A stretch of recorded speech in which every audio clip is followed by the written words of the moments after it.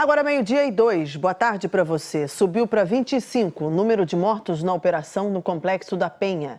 A Polícia Civil está trabalhando na identificação dos corpos.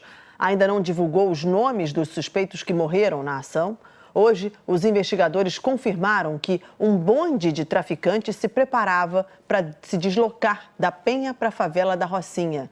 Os Ministérios Públicos Federal e Estadual abriram procedimentos para investigar as circunstâncias das mortes na operação. Na porta do Hospital Getúlio Vargas, famílias e amigos ansiosos por notícias.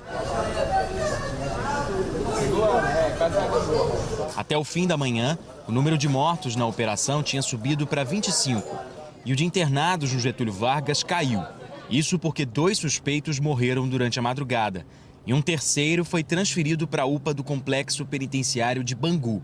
A Polícia Civil ainda não divulgou os nomes dos suspeitos mortos na operação e afirmou que está trabalhando na identificação dos corpos. Dos 4 internados no Getúlio Vargas, apenas um está sob custódia da polícia. Um paciente está em estado grave, outros 3 estáveis. Um deles é o policial civil Sérgio Silva Rosário, atingido por estilhaços de bala no nariz durante uma perícia. A movimentação de parentes dos mortos também foi grande no Instituto Médico Legal, no centro. Muitos não quiseram gravar entrevista. A Defensoria Pública do Estado presta assistência às famílias. Ontem, desde as primeiras horas da manhã, nós recebemos muitos pedidos de socorro, áudios, mensagens, vídeos desesperados dos moradores e moradoras do Complexo da Penha. As principais queixas eram sobre as pessoas não poderem sair de casa, terem que, durante a madrugada ainda, irem para dentro de cômodos, dormir no chão, ficarem muito apreensivas com a segurança das pessoas, dos seus entes queridos que, porventura, estavam no trabalho, ainda não tinham chegado em casa. Agora à tarde vai ser enterrado o corpo da moradora Gabriele da Cunha, de 41 anos, no cemitério do Caju. Gabriele morreu baleada na casa dela, na Chatuba, favela vizinha à Vila Cruzeiro, onde aconteceu a operação. Ontem, após a operação, o secretário de Estado de Polícia Militar e o superintendente da Polícia Rodoviária Federal no Rio pediram desculpas pela morte da moradora. De acordo com os investigadores, cerca de 50 bandidos estavam reunidos na comunidade, preparados para se deslocar em bonde para a Rocinha. Da Rocinha, os traficantes iriam se organizar para agir em outros pontos da cidade. O objetivo era prender chefes da maior facção criminosa do estado, que domina a Vila Cruzeiro. Mas ninguém foi preso na operação. Um dos alvos era o traficante Wilton Carlos Rabelo Quintanilha, o Abelha, que deixou o presídio de Bangu em julho do ano passado pela porta da frente. Os investigadores dizem que assim que deixou a cadeia, Abelha foi dividir o comando do tráfico na Vila Cruzeiro com Edgar Alves de Andrade, o Doca. A investigação também aponta que chefes do tráfico do Jacarezinho, da Mangueira, da Providência e do Morro do Salgueiro, em São Gonçalo, estariam escondidos na Vila Cruzeiro, além de traficantes de outros estados do Brasil. A PM diz que, entre os suspeitos mortos no confronto, está Heraldo de Novaes Ribeiro, apontado como chefe do tráfico na cidade de Moju, no Pará. Mas a Polícia Civil ainda não confirma essa informação. O Ministério Público Federal abriu investigação para apurar as circunstâncias das mortes na operação e o motivo de a Polícia Rodoviária Federal fazer parte da ação. A primeira coisa que há de errado com a operação, evidentemente, é o número elevado de mortes, né? E, por outro lado, nós queremos saber precisamente em que circunstâncias se deu a participação da Polícia Rodoviária Federal nessa operação.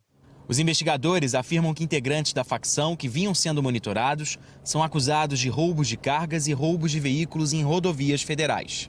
E que informações de inteligência da Polícia Federal também foram usadas na operação.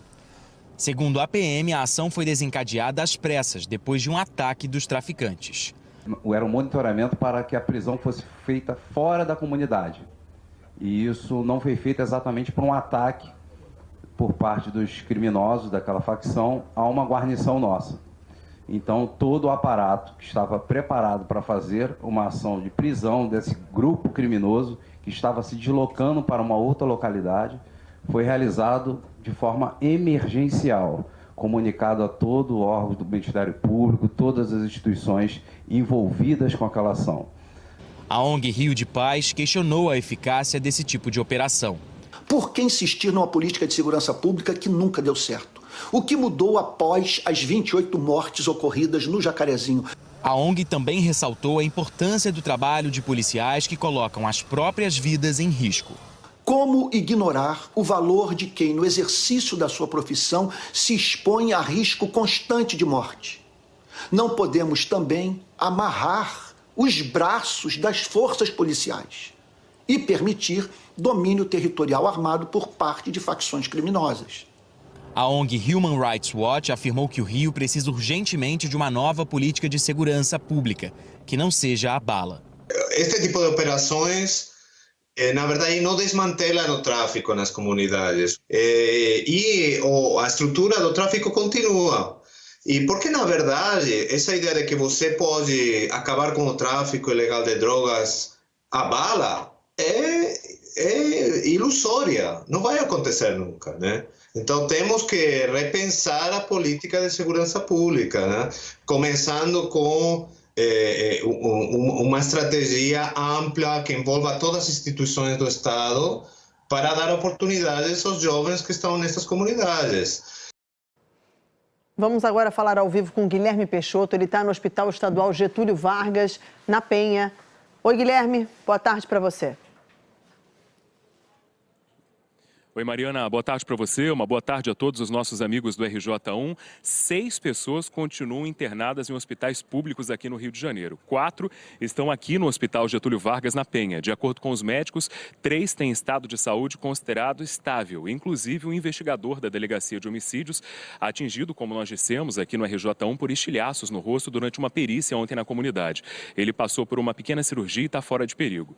Um outro homem tem quadro de saúde considerado grave pelos médicos. Um baleado está recebendo atendimento no Hospital Salgado Filho, no Meier, na zona norte do Rio, e um homem que estava internado aqui foi transferido hoje cedo para uma UPA, uma unidade de pronto atendimento da Secretaria de Administração Penitenciária em Bangu, na zona oeste do Rio de Janeiro. Há alguns minutos atrás, aqui na porta do Hospital Getúlio Vargas, nós acompanhamos a saída de uma equipe da Delegacia de Homicídios. A gente lembra que é a DH da capital que assumiu a investigação pelas mortes no conjunto de favelas da Penha. A gente ainda não tem informações precisas exatamente sobre o que esses investigadores vieram fazer aqui. Possivelmente conversar com alguma testemunha ou com algum sobrevivente. Eles saíram daqui agora há pouco e retornaram então à Delegacia de Homicídios. Bom, nós questionamos a Polícia Militar como foi feito o trabalho de investigação que deu origem à operação de ontem aqui na zona norte do Rio de Janeiro. Perguntamos se foi o setor de inteligência que de fato observou a movimentação considerada suspeita que poderia sugerir invasão a outra favela. Sobre isso, a Polícia Militar divulgou a seguinte nota. Disse que todo o planejamento foi definido de maneira prévia, que a ação foi integrada com a Polícia Rodoviária Federal com base nos dados de inteligência da PRF, que apontavam a presença de lideranças do crime organizado e de outros estados no conjunto de comunidades. Nós também perguntamos à Polícia Militar com base em que informações muitos dos feridos são considerados suspeitos, mas até agora não tivemos resposta. Sobre os questionamentos que você viu na reportagem feitos pelo Ministério Público à Polícia Rodoviária Federal, nós também procuramos a PRF para perguntar por que eles participaram conjuntamente ontem dessa ação aqui na zona norte do Rio, se não há nenhuma rodovia federal que corte o conjunto de favelas. Há pouco, a Polícia Rodoviária Federal divulgou uma nota dizendo que atuou em apoio à PM por haver na Vila Cruzeiro esconderijo de traficantes que roubam cargas em rodovias federais do estado e que se fortalecem com a venda de produtos roubados para ampliar o poderio bélico e que cerca de 80% dos crimes cometidos no Rio de Janeiro são orquestrados por essa facção que comanda o tráfico na região. E concluiu dizendo: quando se tem notícia de que crimes são cometidos, qualquer polícia tem a obrigação de atuar na repressão.